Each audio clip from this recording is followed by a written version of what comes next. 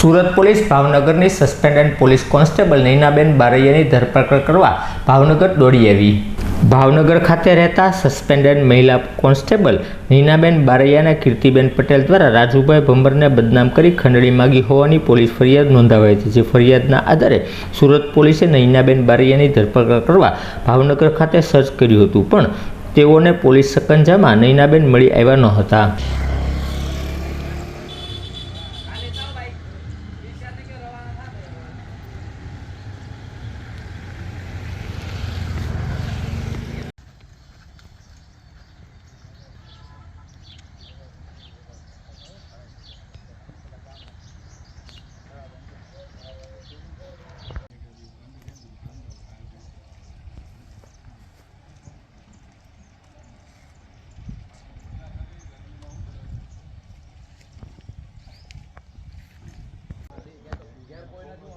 phone करायो राहुल